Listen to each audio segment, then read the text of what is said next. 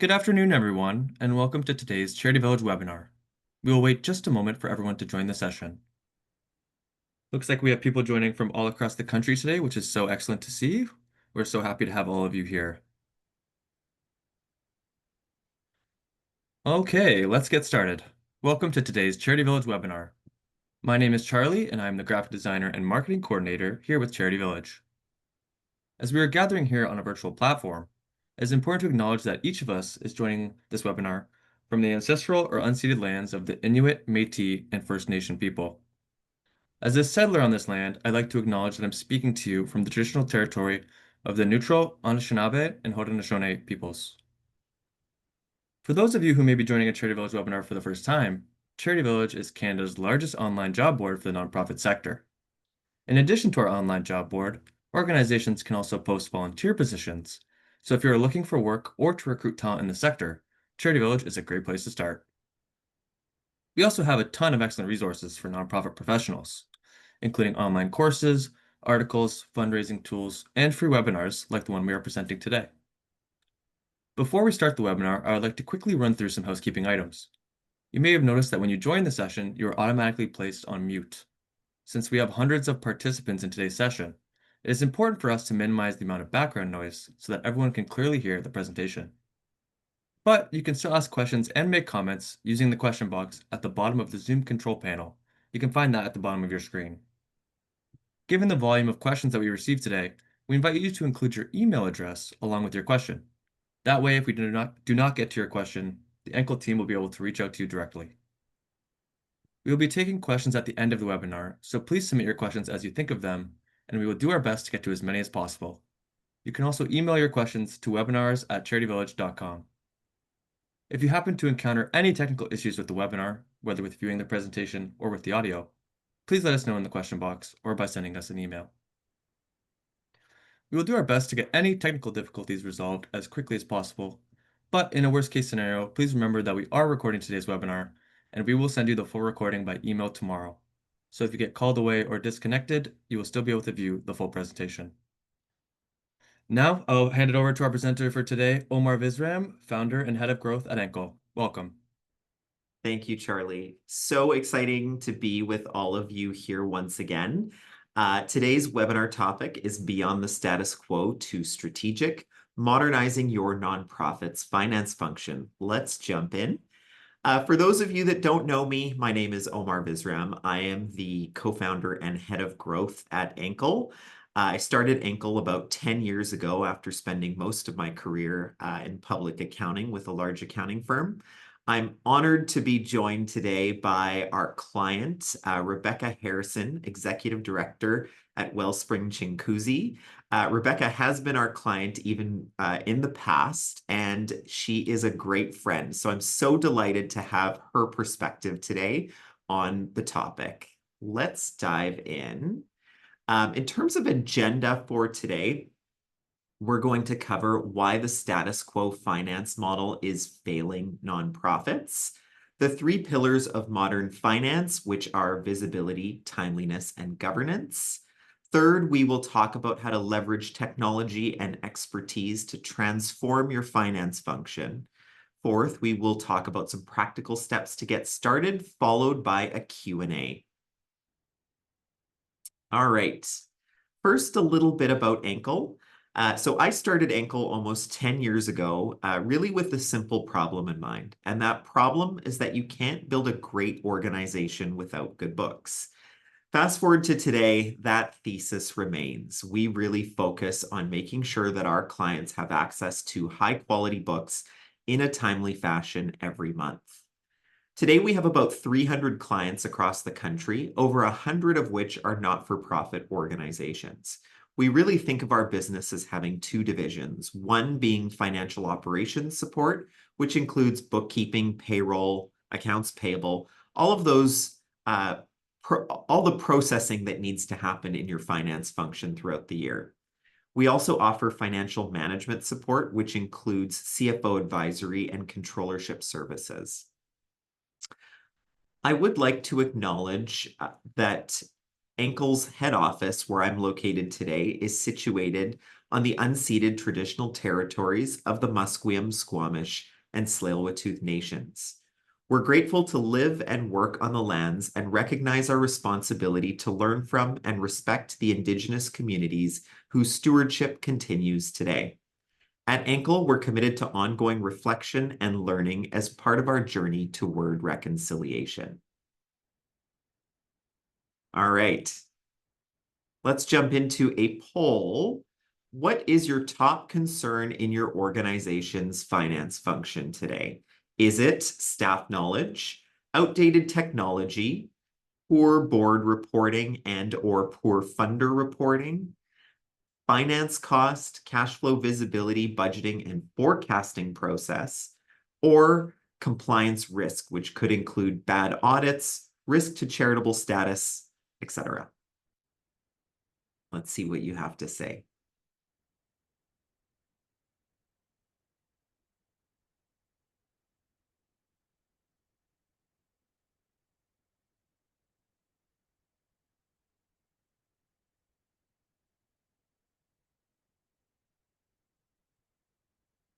All right, so I'm just going to read the results.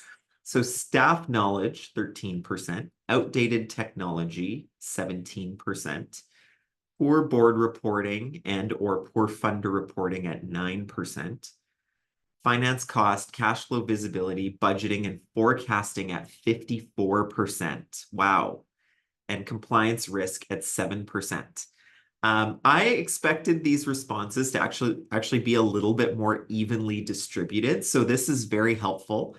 We will try to sort of gear the content in the direction of your greatest concern. So thank you for that. All right, let's move forward. So the first section that we'll be covering today is really what we're calling the breaking point and why the status quo in finance is failing nonprofits. But first, let's actually define what we mean by status quo finance versus modern finance, if you will. So what does traditional finance look like? Well, it is really focused on transactions and compliance, recording transactions and maintaining ledgers, producing compliance reports for regulators and auditors, managing payroll and accounts payable processing, often in a paper-based fashion, reacting to financial problems as they occur, and ultimately, under this model, finance is typically viewed as a cost center and an administrative burden. Shift gears towards the modern finance function, and it is really intended to drive strategic value and mission impact. Some of the attributes include strategic decision-making through real-time insights and analytics, organizational reliance through forecasting and scenario planning, stakeholder confidence through transparent, accessible reporting, and ultimately connecting financial data to program outcomes, positively impacting organizational mission. So you can really see the contrast here, where in the past, the traditional finance function has really been a function that is seen to slow down the organization. The modern finance function ultimately drives it forward. Let's get into a little bit more detail. So when we think of why the status quo is failing nonprofits, there is a little bit of a paradox to consider. Nonprofits are facing increasing accountability demands from funders, boards, and regulators. Yet, most that we see operate with outdated financial systems and workflows. So the end result is more time and energy spent as demands increase, and ultimately the results get poorer and poorer. So why is this happening? Well, ultimately, we are in a more complex funding environment. There's volatility in the markets. Also, organizations are rightfully looking for more diversified revenue streams. And with that comes growing regulatory requirements. There's increased transparency demands. Donors and funders expect visibility. They expect detailed impact reporting. And they really want to understand the connection between funding and outcomes. And then there's strategic gaps and financial strain. So without modern finance capabilities, nonprofits are just not able to make decisions in a timely fashion, and they suffer from blind spots in financial management. All right, let's get into some dialogue with Rebecca. So, Rebecca, you have now been in a couple of organizations where we've had the opportunity to work together, and you've really come in and changed finance. But tell us what status quo finance looks like to you and what you've seen it look like. Yeah, for sure. Thanks, Omar. So I wanted to focus really on three realms at a nonprofit where I would typically see the challenges of status quo finance emerging. And that's really in three different stakeholder groups, where as executive director, I have a lot of responsibility and obligation to those groups of people. So the first one I would say is with your board. What status quo finance looks like when you're dealing with a board of directors really is more questions than answers. So when you're, bringing your reports to the board, maybe questions are being asked around, can we afford to do this thing as an organization right now? We're not sure. How did this fundraising event perform compared to a fundraising event last year? I'm not sure. Are we going to have enough money to pay payroll in 6 months' time? Not quite sure. And so I think that that is one of the areas for sure with the board of directors where you see status quo finance presents as a challenge. You don't have the information that you need at your fingertips to develop and sustain board confidence. Another area where we see status quo finance presenting a challenge, in my experience, is also with your team. Trust me when I tell you that if your organization is struggling with financial challenges, with cash flow potentially, whether or not your team actually knows what's happening, they suspect and they feel. And when an executive director or a board doesn't have access to financial data that helps them to express a plan and involve the team and work transparently, that means that your team is more anxious, they're more stressed. You might even be seeing things like more turnover at your team and a general sense of instability. And then the third place where status quo finance really presents a problem and shows up is in your obligations to your stakeholders. So if you are seeing grant reporting, funder reporting, always a headache.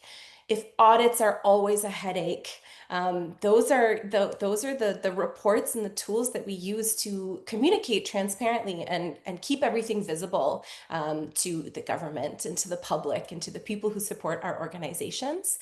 So really, those to me are the three areas where I see, in my experience, have seen that status quo finance presents a real struggle as far as operations go. Um, That's Go ahead, Omar. Yeah, Yeah. that's really interesting. I particularly like the second point, and it's, we sometimes think of more direct cause and impact, but that second point is one that I think a lot of people don't think about is if you don't have reporting in place, it's hard to tell a story to your team. And on the flip side, finance could potentially be used as an engagement tool even. So Absolutely. that's great. Thanks for that. Sure, of course. All right, back to you. Yeah, thanks, Omar. Yeah, so I think that I have a little story to tell with this one, but just to kind of bring in the last slide in this piece as well, when we think about a new norm for executive directors, what I've just talked about, these three realms where status quo finance presents a challenge, really what we're talking about is board confidence, team culture, and healthy stakeholder relations. And if we have a Venn diagram with three circles right in the middle of the Venn diagram, whose responsibility are those things? It's the executive director is operating in all of those spheres. As well, what we've just talked about is that having a finance function that is not modern, has not caught up, is not responsive to needs, is also sitting right in the middle of that Venn diagram. So when we think about a new norm for executive directors, to be very transparent, if there's lots of executive directors in the room today, potentially, I was first hired into an executive director role about 8 years ago. And in my very first interview with a recruiter for that job, I was transparent and I said the most shallow area of expertise that I have as an executive director is in finance. It was not a problem. At that time, it was not a problem. They were like, that's okay. You have lots of experience with programs and fundraising. We're not worried about this. Fast forward to 2025, and I just changed organizations this year. And this year, in the last 8 to 12 months, when I was sort of on the search, every interview that I did, honestly, I was asked more questions about finance, financial management, and my financial acumen than even fundraising. And I think this is really a sign, an indicator that the expectations of the executive director have changed because boards and organizations are starting to see that a strong fundraising function is not that helpful if your finance function is not in place because you can't see into the future. You can't make strategic decisions around the money when you only have half the picture. So, as far as sort of what this new norm looks like, thinking, coming to the conclusion and recognizing that the executive director needs to be a central part of financial leadership at any nonprofit organization, really, no matter the size, I would say. And it just segues right into the next slide there, Omar. Thank you. Of course, we're distinguishing between the point that while we want our executive directors to be informed and to be involved, it is not a good use of the executive director's time to be doing all of the accounting and the bookkeeping themselves. We know in finance that the devil is in the details. And so we want the executive director to come in and act as a bridge between your finance team, between your governing team, and between your staff team and your stakeholders as well. That executive director sitting right in that central place there to support smooth communications and smooth function. Great. All right, let's get into the 3 pillars of modern finance. So we've talked about the problem, the challenge. Let's get into some of the specifics on how you can move the organization towards becoming a modern finance function. All right. So there are really 3 pillars that transform finance from reactive to strategic. They're visibility, timeliness, and governance. So what do we mean by this? Visibility means real-time access to accurate financial data for stakeholders. I just want to caveat it with real-time accounting is still not quite possible, but what I will say is that it's more real-time than it used to be. It's a state when everyone can see the current financial information. Boards can make informed decisions. Donors understand the impact of the funding that they've provided, and management identifies trends early. Timeliness refers to timely reporting and rapid response to financial changes. So fast financial reporting helps leadership teams to pivot, strategize, address issues proactively, and very importantly, to seize opportunities. And the 3rd pillar, being governance, refers to strong policies, controls, and oversight that ultimately build trust. So clear financial policies that are documented, controls that are in place to prevent or mitigate fraud, ensure compliance, and demonstrate fiduciary responsibility. It's really these 3 pillars together that create a finance function that drives the organization forward, one that's resilient, one that demonstrates accountability, and really helps the organization achieve its mission. All right, let's talk in more detail about the 1st pillar, being visibility, financial transparency. So why does this matter? Well, it helps boards make informed governance decisions with current information. Again, donors see the impact of their contributions, and management identifies trends. So again, 3 different stakeholder groups being impacted here. But how do you get there? So some of this may sound a little bit basic to you, but first you want to understand what the reporting requirements are. What is the format that's required? When is it required? You want to have that nailed down. Then you want to integrate all reporting. Avoid standalone sheets. So avoid a situation where you have to manually create the reporting and submit it to funders. Instead, what you should try to do is use custom reporting within the accounting software. So if you're using high quality accounting software like QuickBooks Online or Xero, a lot is possible. I won't say that everything is possible, but a lot can be achieved right within the accounting software so that effectively the reporting required for various funders, for instance, is automated. Also maintain a structured budgeting and forecasting process. And interestingly, this ties back to our initial polling question, but clearly this is a challenge for some organizations. You want to have a budgeting system that ties into your chart of accounts. So again, when month end is complete, you can easily run a budget versus actual report right in your accounting software rather than having to manually create it. And also use dashboarding tools on key metrics. I won't get much into dashboarding. We did a webinar with Charity Village back in January that gets into a lot of detail on this. All right, Rebecca, with changes that you have made in finance, how have you seen visibility and transparency improve? Thanks, Omar. And I'm going to sort of stick with that model of talking about those three different sort of stakeholder groups. So first looking at your board. So when we have improved visibility and transparency, this looks like we're seeing the most recent balance sheet. We're seeing profit and loss. We're seeing timely. What did we spend? What did we plan to spend in our budget? When the board has access to accurate data, their confidence increases exponentially. So that looks like less micromanagement. It looks like a healthy division between governance and operations. It looks like less board turnover even. Board members really they want to contribute, they want to participate, but ideally without, the fear and the uncertainty, and really visibility and transparency in finance help to get you there as quickly as possible.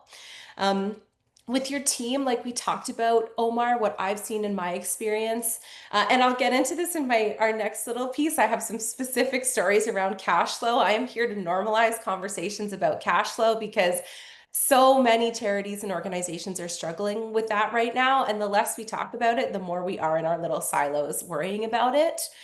Having the visibility and transparency in finance allows you to be able to see the plan. How are we going to get out of this cash flow challenge? And in order to do that, you need to be accurately be able to see and anticipate where money is coming from and where your expenses are going to be. And when you're able to articulate a plan, that means that you can empower your team to participate as a part of the solution.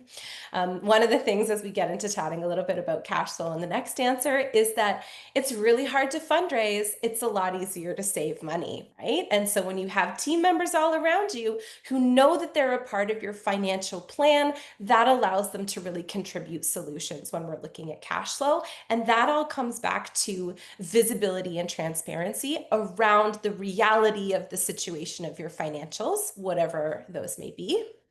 And then, of course, as well, you start to see improved funder relationships.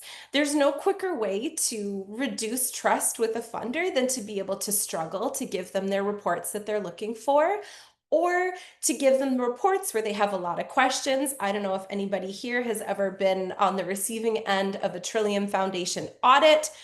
You want to have accurate books when that happens, right? And it can be a real threat to future fundraising opportunities if you haven't got that in place. So those are some of the things that I see as being important, important changes that I've seen come of a modern finance function. That's great. Thank you, Rebecca. All right, poll time. On a scale of 1 to 5, how would you rate the timeliness of your financial reporting?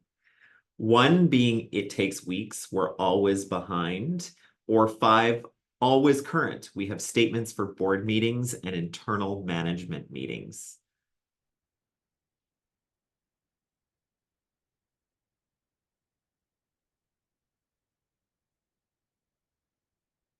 And if you all say 5, I won't believe you.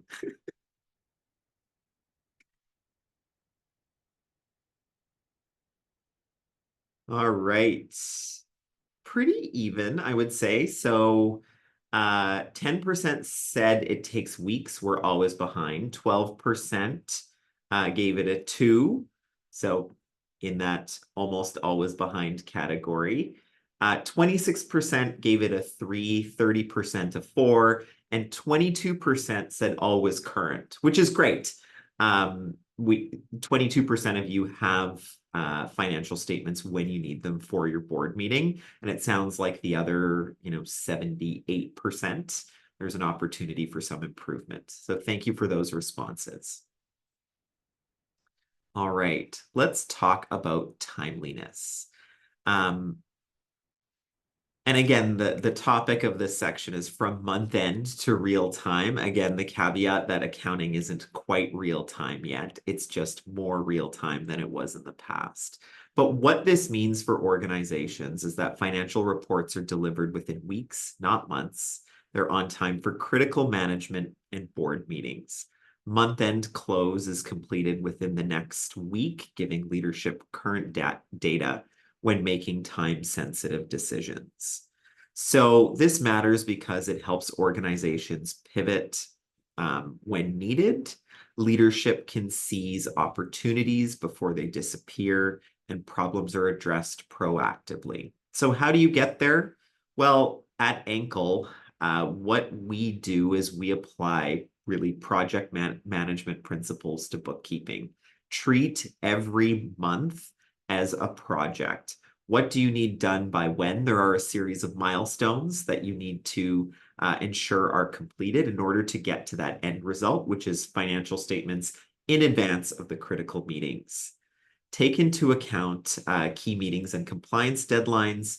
Keep a calendar of all key compliance dates. So this isn't just month end and board meetings, but it's also your charity return, for instance, or your GST rebates that you might be filing. Get advanced buy-in from finance. So make sure that as you plan the project, so to speak, that you have buy-in from the team, that they will be able to either provide the information or complete the tasks on time. And finally, use cloud-based technology. And we talk about this all the time, but what cloud-based technology allows you to do today is to integrate your accounting software with your bank. So the bank data, the bank transactions as money is spent or as it comes in, comes right into the accounting software. And so you can even actually start the reconciliation process before month end. That allows you to accelerate the cycle of closing the books.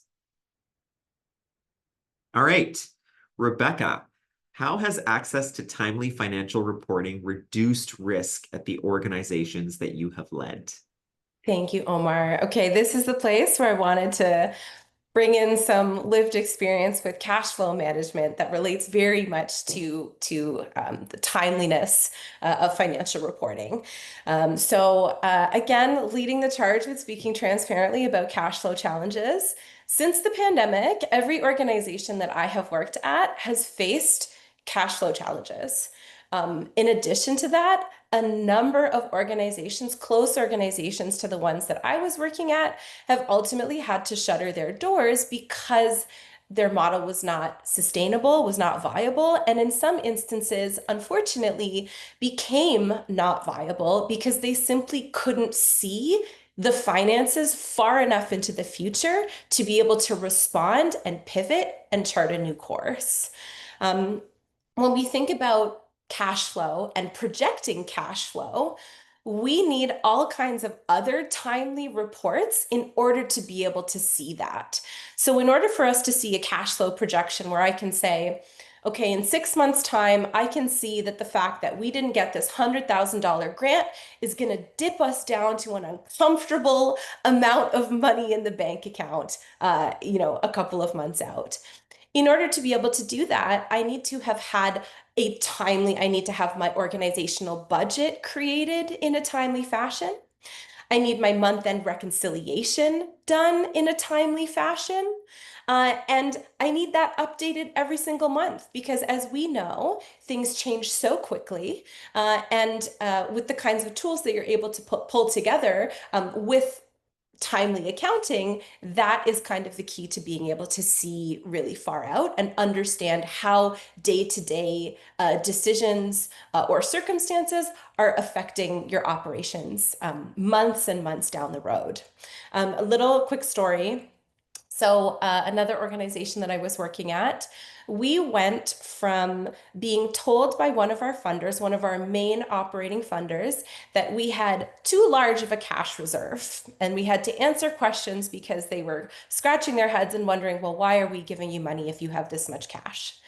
Less than 1 year later, internally, we were looking at, oh my goodness, in 3 months' time, I'm not sure where our payroll is going to come from.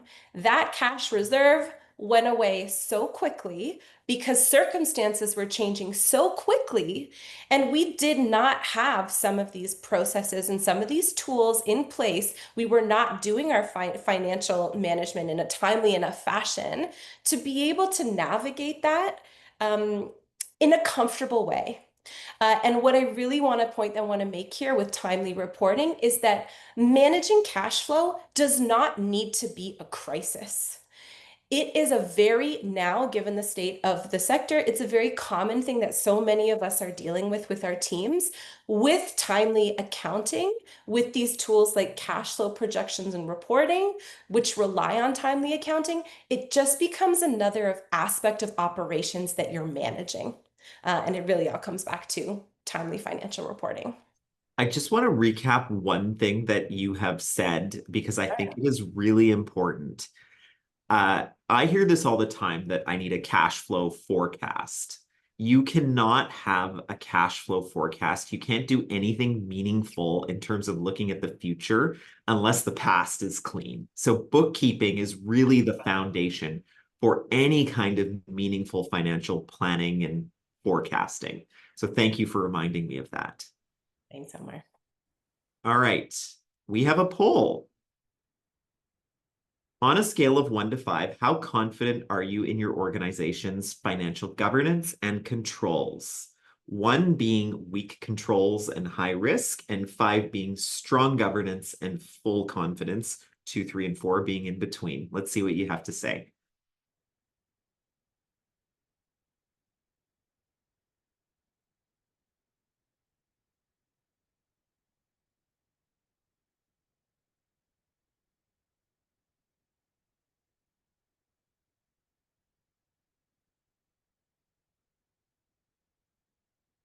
Okay, so we have 1 being weak controls and high risk is only 1%, which is great to see.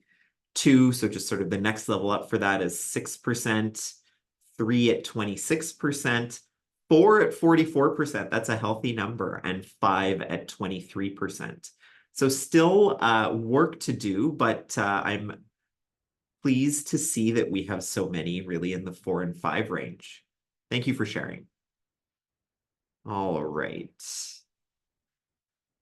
The final piece here is governance. So governance being a strong set of financial policies and controls to ultimately protect your organization. So clear financial policies need to be documented and board approved. Controls ultimately help to prevent fraud and error, and they provide oversight mechanisms to ensure that guidelines are consistently followed, roles and responsibilities are clearly defined and understood.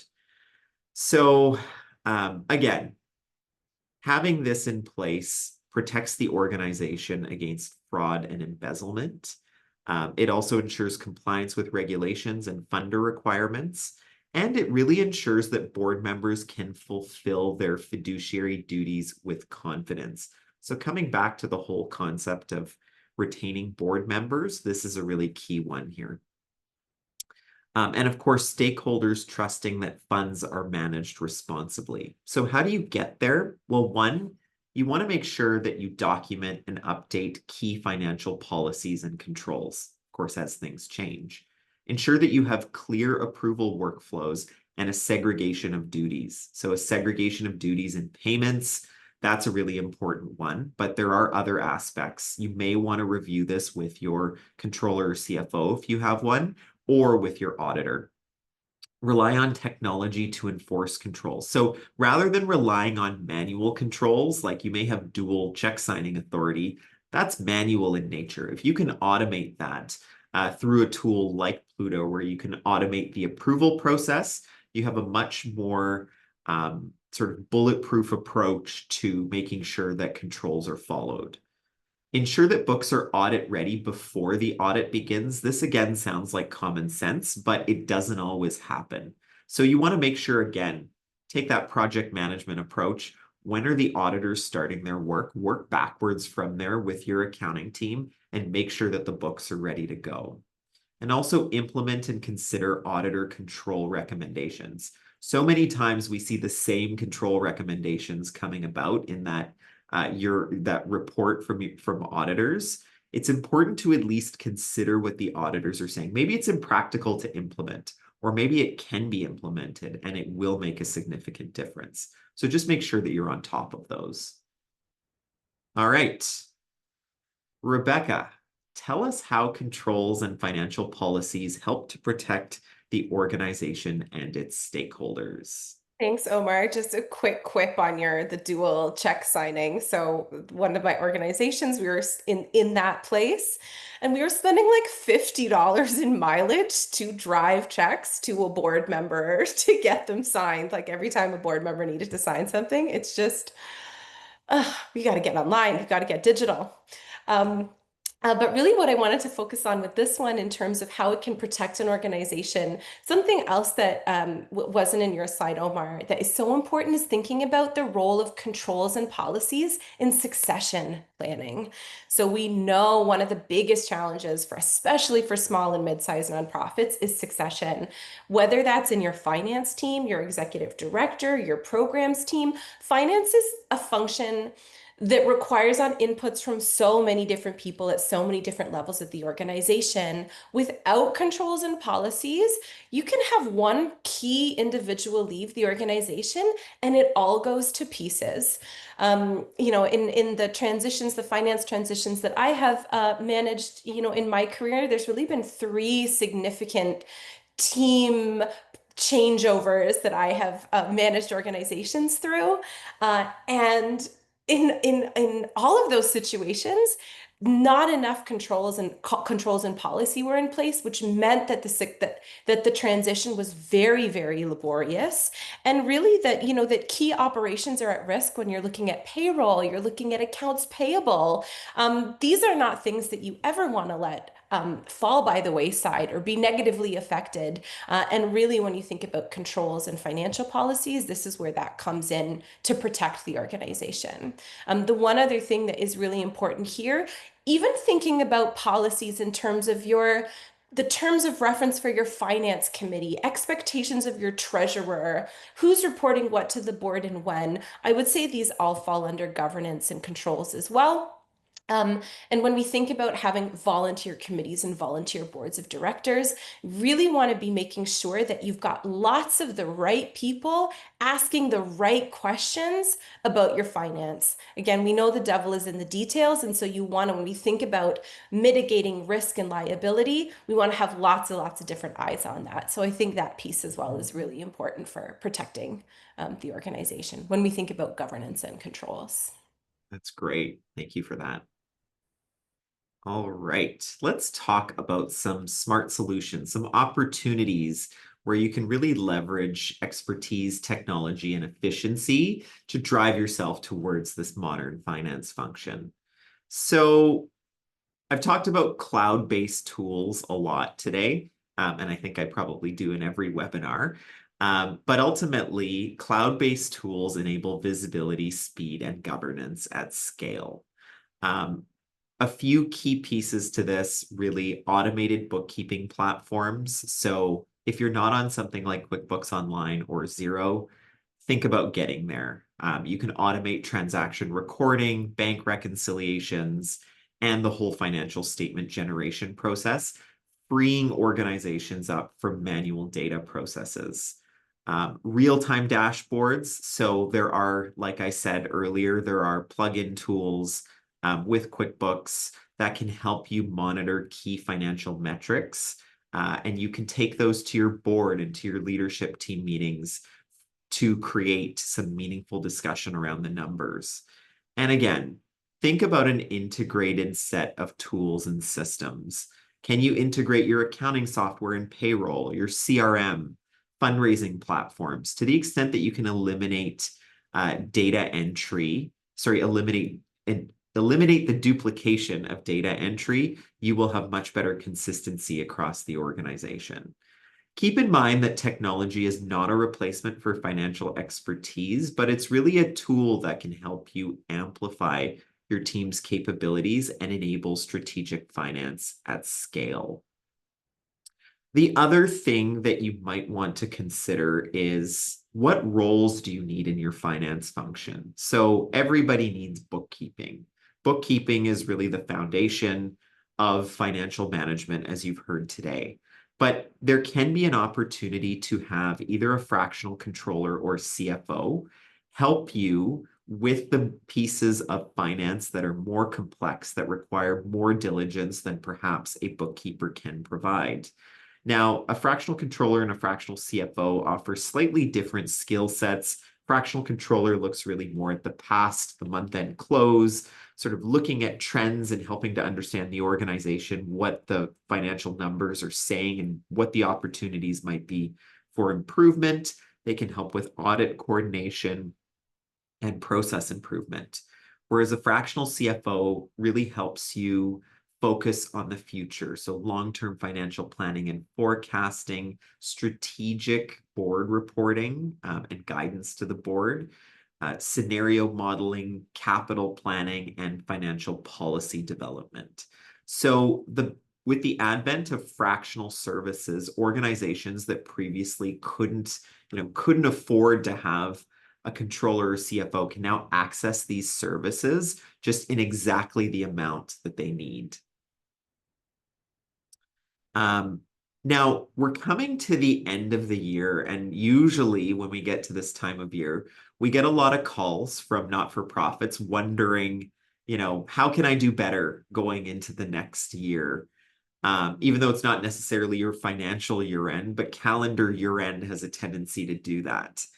And so really, this is a framework, of course, it will differ organization to organization, but you really want to go through an assessment period where you evaluate current processes, identify gaps, and engage stakeholders.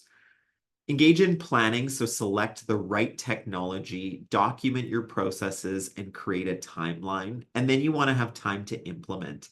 The best time to implement new systems is really at a new year end. So if you can align it with a year end, that is always helpful. It's not necessarily required, but it does help. And then finally, optimize. So monitor performance, refine processes, and scale support. Just in terms of optimization, if you think about the onboarding process that we have at Angle, we continue to iterate on the process for the first 6 months because there are always new things that come to light. Now, in order to help facilitate this process, I know it can seem overwhelming. We do have a service where we can help you get started with those initial stages of a transformation towards a modern finance function. So for $2,500, we'll provide you with a comprehensive review of your finance function with recommendations on tools, workflows, processes, and perhaps control weaknesses. So how does it work? We will have one of our team members interview key stakeholders, dive into your processes, document the results, and provide some practical recommendations. So this isn't going to come through as really a consultant report, because we're really going to have considered specific context to your organization, challenges, and limitations that will continue even after implementation. Then we will meet with the relevant stakeholders to debrief that report. So this can be a really good opportunity for you to understand what the issues are, what the opportunities are, and start creating that plan for 2026. Now, there is a link here. We will make this link available to you if you're interested in learning more. And the other thing I will say is if you do engage us for ongoing services within 6 months of us, delivering the final report, you will get half of the money back. We also have an ebook here for you available for download.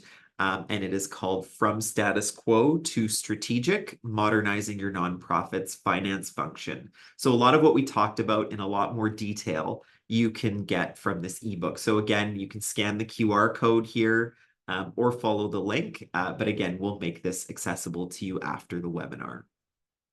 All right, let's get into the Q&A. Awesome. Thank you both for putting on such a great presentation. We'll get right into the Q&A. So our first question is, how would you recommend nonprofit leaders improve their general oversight of finance or of financial functions?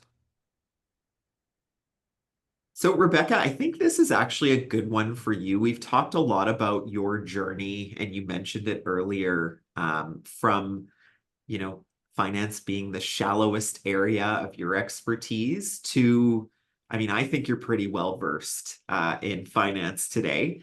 So how did that happen? Maybe shed a little bit more light on that if you don't mind.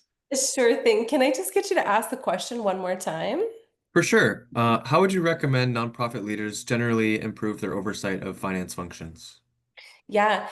Um, I think the first step for sure is to don't be shy and remove yourself of the idea that this is something that you're going to be able to avoid moving forward. Really diving in psychologically, acknowledging that you are going to have to, if you don't feel particularly literate in this space, it's a place where you need to increase your literacy. So that mindset as being something urgent, I think is sometimes one of the first hurdles. Sometimes as executive director, you rarely, I think it's rare that executive directors have very deep experience in finance. And so you look around, you have a treasurer who maybe has a CPA, you maybe have a controller on your team or a finance. Everybody feels like they should know more about it than you do. So what you want to do is sort of get yourself there a little bit. I would recommend, even doing a little bit of research to understand. Actually, they shared a really excellent link in here, which was key financial metrics every nonprofit should track for long-term success. That's a great resource because knowing the metrics, you're going to learn what reports do I need to be able to interpret and for who. And that's a really good place to start from. Your basic reporting, being able to interpret that is a really good place to start, I would say. Awesome. All right, we'll move on to the next one here. It's a bit of a shorter one, but based on your experience, who on a team should be responsible for keeping the books up to date?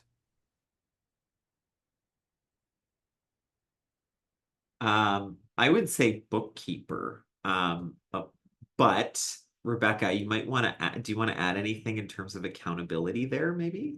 Yeah, I think if one of the slides that we had earlier in the deck there is again, the executive director is accountable. And your bookkeeping and your finance team are responsible for executing it. Your bookkeeping team is going to give you the numbers, but the executive director is the one who's going to be able to turn the numbers into insights about the business for the board, for the team, and for the stakeholders. Awesome. Great answer. Next question we have here, this was touched on a little bit in the presentation. For organizations that are concerned about the 2026 economic forecast, do you have any tips to help them prepare? Ooh. This one could be very context specific, but 2025 has already been a rough year. We have seen more not-for-profits close their doors than ever in our history at Ankle, which is concerning. The one thing that I would say, and I want to be cognizant of the fact that I know this is hard, but revenue diversification is key.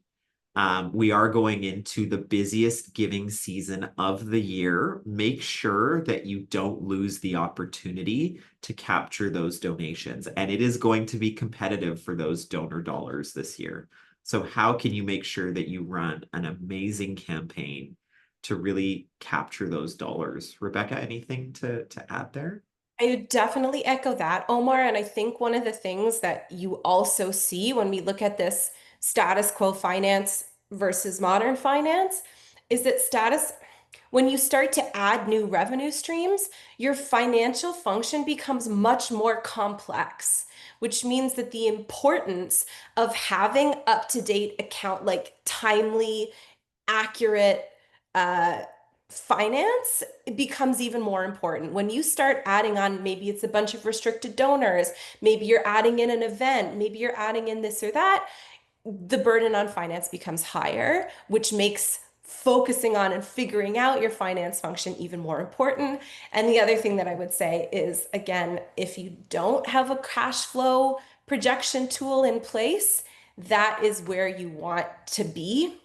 And in order to do that, you need an organizational budget that is probably budgeted month by month, not all of your expenses lumped for the whole year. You probably want a month by month budget, and you need to have timely reporting. You want to be able to see what's happening now that's going to affect you then. And every decision that comes down, whether it's a fund canceled or a less successful fundraising stream or increased costs, maybe inflation is having a big impact, to be able to see that on a timely basis is going to show you when you need to worry through your cash flow projection tool. So get that budgeting, monthly budgeting in place.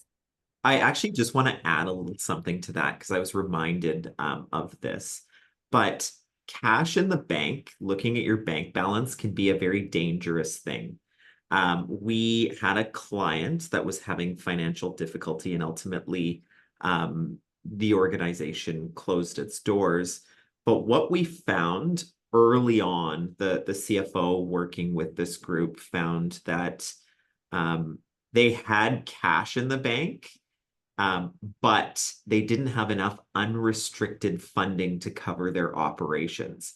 So at least the problem was identified early on. But if you're just looking at, oh, we've got cash in the bank, it feels like that'll cover us for 5 or 6 months, that can be a dangerous assumption, right? So again, the numbers, ultimately the details and the numbers matter. Awesome. Great answers from you both there. For our next question, how do you differentiate between access to financial figures for board members and then providing reports that engage board members who might have varied sense of financial literacy? Rebecca, you want to go ahead?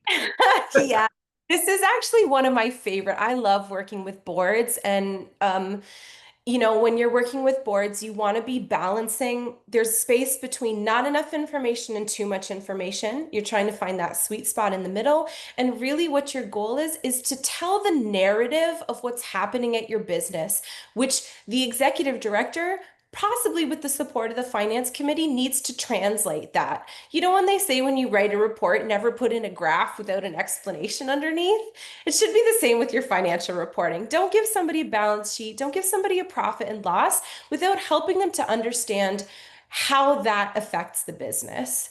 So this could be things like what I generally like to try and when I'm communicating with my boards is this unique to our organization, or is it a sector-wide trend that we need to be worried about? Do we even have enough data about what's happening in the future to know if we need to worry about this or not?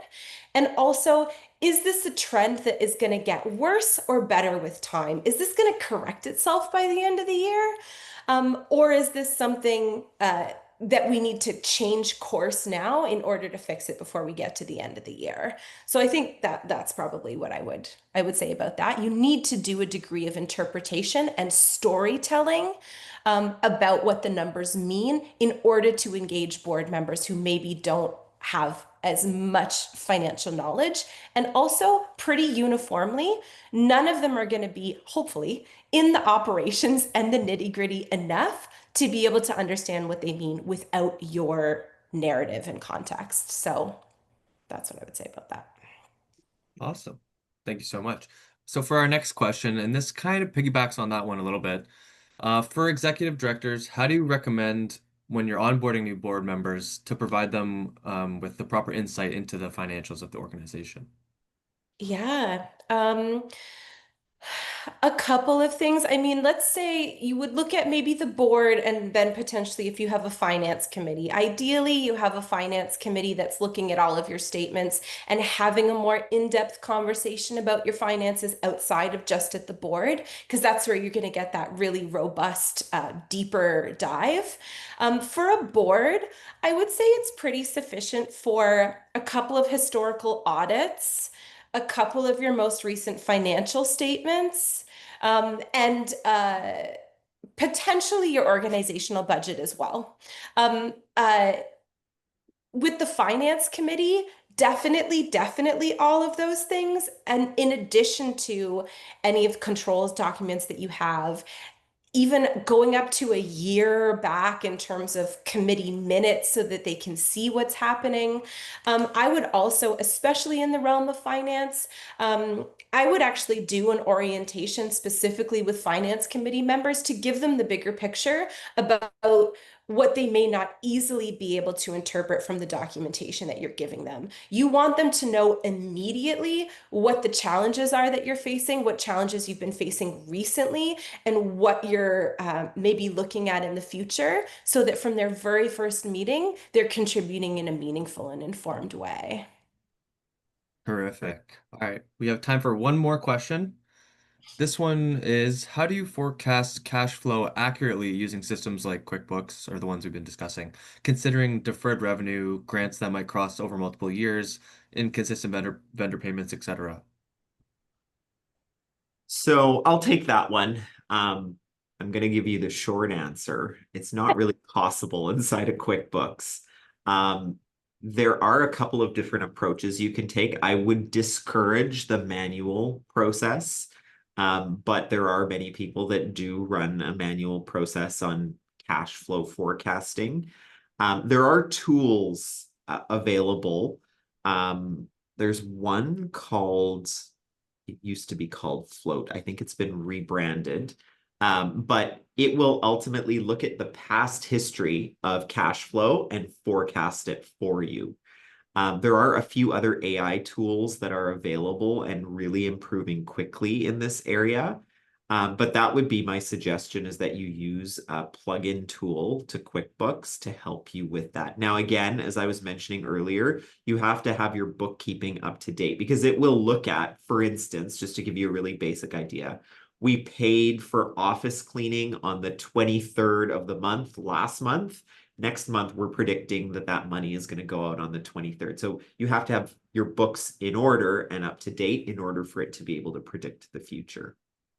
And this is what I was saying, Omar, a little earlier when we were talking about cash flow, where it's like you also need to have it built quite a granular way, monthly ideally, where it's like you can't put it, it's not particularly accurate to take, if you have one expense that happens in 1 month, if you just spread that out over 12 months, it's not going to give you an accurate projection. So you need to be Absolutely building an right. organizational budget that is month by month, Yeah. and take your organizational budget, you match it to your balance sheet, what's actually happening in your assets and in your bank accounts, and that's going to tell you in a forward-looking way what you can expect from cash flow. I want to, just as a word of for everyone, it's it's so powerful, but it can be for organizations, depending on where you're at with your finances, it can be challenging to get there. So I just wanted to name, if folks are feeling that it's challenging to build this kind of tool, it is quite a task. So just know that you're not alone if it's something that you're struggling with. Awesome. Thank you both so much. That was such a great and informative webinar. Do you both have any final comments before we sign off today? Just I thank Yeah, thank you. This has been another great session. Thank you to our partners at Charity Village. And if we can help you in any way to get on the journey, I know that it can feel a little overwhelming if none of the boxes are checked on what we were talking about in terms of modern finance, but really it is a process that you have to go through. And please feel free to reach out. We can help you get on that path. Awesome. Thank you both so much. I just wanted to remind everyone that you will receive a follow-up email tomorrow with a link to this webinar recording. Please feel free to share this link with your colleagues. The email will also include a survey link that you can fill out with your feedback on today's webinar. You should also see a survey link pop up right here in Zoom following the session as well. Be sure to check out our next free webinar, Preparing Your Nonprofit's Finances for 2026, a roadmap to preparedness, on December 4th, also hosted by Ankle. On behalf of Charity Village, thank you so much for joining us. I hope that you enjoy the rest of your day.